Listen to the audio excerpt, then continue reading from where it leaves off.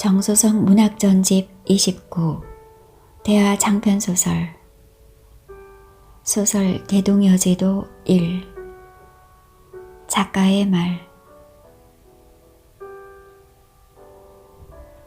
우리 5000년 역사상 가장 건설적이면서도 가장 실제적인 업적을 남긴 사람이 고산자 김정우가 아닌가 생각한다. 그가 죽은 지 대략 130년쯤 되었지만 그가 남긴 대동여지도는 어떻게 된 일인지 오늘날의 사람들에게도 널리 쓰이고 있다. 최첨단 기법에 의해 지도가 제작되고 있지만 고산자가 만든 지도는 없어지지 않고 오늘날에도 널리 이용되고 있다. 그 이유는 고산자의 대동여지도가 꼭 오늘날의 지도보다 더 정확하대서가 아니라 조선 사람들의 국토인식이 어떠했는가를 알고자 하거나 오늘날의 그것과 비교해 보고자 할 때 그것은 절대적으로 필요하기 때문이다. 정신문화연구원에서 나온 민족문화의 대계라 할 수 있는 한국민족문화대백과사전에 나오는 지면과 산, 하천, 행정도 등에는 꼭 고산자의 대동여지도의 해당 부분을 현 지도와 함께 싣고 있어서 대동여지도의 신뢰도가 여실히 입증되고 있다. 적어도 대동여지도는 한국인들에게 있어 조선시대의 역사 지리인식의 척도가 되어 있다. 그러나 고산자는 그가 19세기 후반까지 한양석의 약현에서 살았다는 전언이 있을 뿐 그의 탄생과 죽음에 대한 정확한 연대는 물론 가족관계도 전혀 문자로 남아있지 않다. 다만 그에게 외동딸이 하나 있어서 그의 뒷바라지를 했다는 확인할 수 없는 후문이 남아있을 뿐이다. 그래서 정우는 가장 정확한 한국 지도를 남겼으나 자신에 대해서는 아무것도 남기지 않은 참으로 알 수 없는 역사상의 인물이 되고 만 것이다. 정우가 청구도와 대동여지도를 만들기 위해 조선팔도를 3번 돌고 백두산만도 17번 올라갔다고 말하는 사람이 있는가 하면 최근에 나타나는 학술서적이나 박사학의 논문에서 보면 그가 직접 전국을 답사하지 않고 그때까지 전해져 내려오는 지도와 지지를 비교 연구하여 청구도와 대동여지도를 만들었다고 말하는 사람도 있다.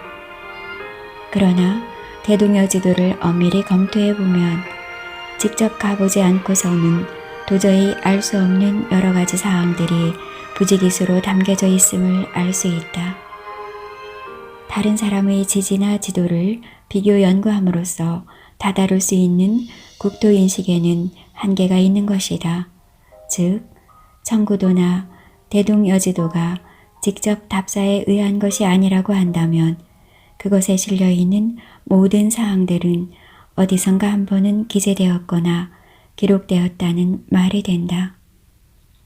그러나 청구도와 대동여지도와 대동지지에는 그때까지의 어떤 지도나 지지에도 그려지거나 기록된 바가 없는 사항들이 너무나 많은 것이다. 우리는 정우가 청구도나 대동여지도를 그가 직접 답사하지 않고 그렸을 것이라는 선입관을 가지지 말아야 한다. 필자가 집필한 이 소설에서는 정우가 조선팔도를 3번이나 돌았다는 전언 중에서도 첫 번째 일주를 재현해 보았다. 오늘날의 현대적 학문에 입각한 지도학자들은 정우의 조선팔도 직접 답사를 부인한다. 그 이유를 당시의 도로사정과 정우의 경제적인 어려운 형편이라고 말하고 있다. 그것은 내가 보기에는 김정우를 가장 평범한 상식적인 인간으로 볼 때 그럴 수밖에 없다는 얘기 이상은 아니다. 정우가 조선팔도를 도보로 걸어 다닐 수 있었음을 이 소설은 입증하고 있는 것이다. 신라시대의 고승 해초가 천축국까지 갔다 와서 왕후 천축국전을 지었다. 사실 상식적으로 생각하면 그것은 도저히 불가능한 일이다.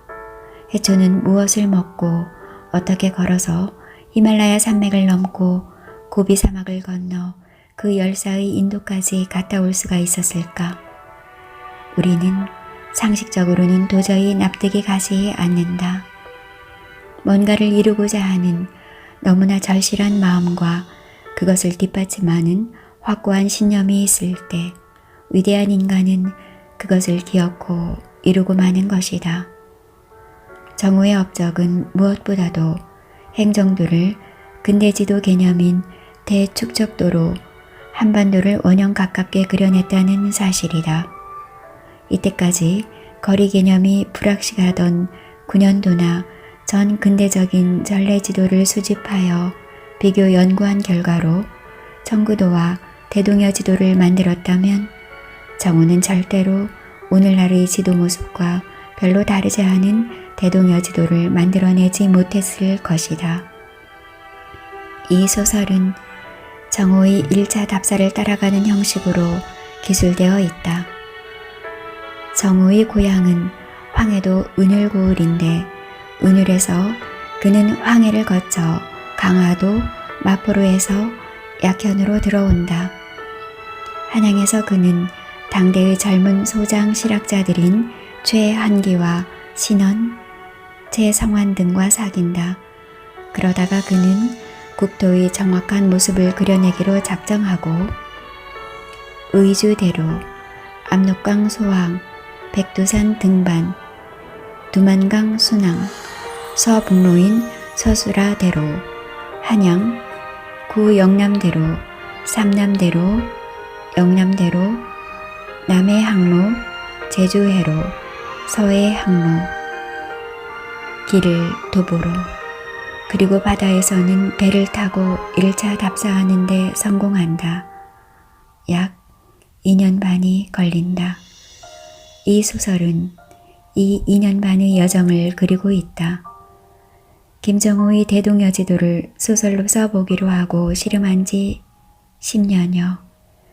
그간에 보낸 세월이 감동과 아픔으로 느껴져 온다.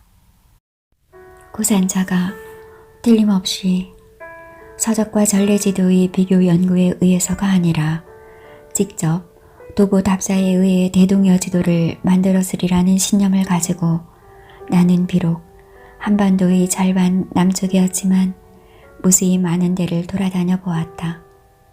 그리고 현재의 흔적과 대동여지도를 비교해 보았다. 정오의 숨결은 지도 위에 분명히 살아 숨쉬고 있었다. 소설의 대미를 본 지금 왠지 늦거운 감정이 앞선다. 그것은 나의 역량이 모자란다는 깨달음 탓이다. 달리 김정호의 위대함에 나의 노력은 너무나 보잘것없다는 깨달음 탓인지도 모르겠다. 나는 이 소설을 쓰고 나서 일체의 외국 여행을 중단해버렸다. 전공이 외국 문학이기에 그것을 연구하고 학생들에게 가르치기 위해서는 전공의 나라를 비롯해서 부지런히 다른 나라에 출입해야 한다. 그러나 나는 우리의 국토가 너무나 아름다워 그것을 속이 시원하도록 다가보지 않은 한 외국 여행에 나가지 않겠다는 생각을 하게 되었던 것이다. 우리에게는 수많은 위대한 조상들이 있지만 고산자처럼 조국을 뜨겁게 사랑한 사람은 없을 듯하다. 그는 왕이나 백성을 사랑했다기보다도 그들이 몸담고 살고 있는 이 땅덩이를 깊이 사랑함으로써 사랑의 차원을 한 단계 높인 것이다. 비록 절반뿐이지만 우리는 우리의 삶의 터전인 이 국토를 사랑해야 한다. 그렇게 하는 방법은 그것을 좀 더 정확히 인식하는 것이다. 조국의 이 땅을 제대로 알고 싶은 마음이 왜 이다지도 나의 가슴을 설레게 하는지 모르겠다. 이런 감정은 꼭 나만의 것은 아닌 듯하다. 주위에 보면 전공자도 아닌데 풍소하기나 지리하게 심취되어 있는 사람이 적지 않다. 나와 동시대를 사는 젊은이들이여, 진정으로 조국을 사랑한 김정호의 그 땅에 대한 뜨거운 열정을 배우자. 이 땅이 없을진데 우리의 삶이 있을 수 없음은 수천 년에 걸친 유대인의 그 처절한 유랑의 삶이 증명하지 않는가. 남북 정상회담을 앞두고 나의 가슴은 설렌다. 정호는 국토의 절반인 지금의 북한 땅을 답사할 적에 이 땅이 분단되리라는 생각을 하지는 않았을 것이다. 그는 백두산만도 17번이나 등반했다는 얘기를 남기고 있다. 우리의 땅 북쪽은 산이 높을 뿐만 아니라 신비스러운 천지와 광대한 개마고원, 그리고 압록강과 두만강이 흐르고 있어서 그만큼 신비에 쌓인 땅이다. 백두산은 세계에서 유일무이하게도 정상에 그런 큰 호수를 이고 있는 세계의 영산이다. 어떤 사람도 백두산의 천재 앞에서는 말을 잃어버리게 된다. 그것은 도저히 인간의 두뇌로서는 천재의 신비함을 볼 수 없기 때문이다. 정호는 최초로 백두산 천지의 수심을 자신이 창안한 기법으로 측정한 사람이다. 이 소설은 그가 채용한 그 천지 수심 측정 기법을 그대로 재현해 보았다. 그리고 신비의 산 묘양산에 정호가 이른 것은 첫 번 겨울이었다. 그는 묘양산의 높이를 측정하는 기법을 고안해냈던 것이다. 왠지 흐느껴 느껴온 감정이 가슴을 떠나지 않는다.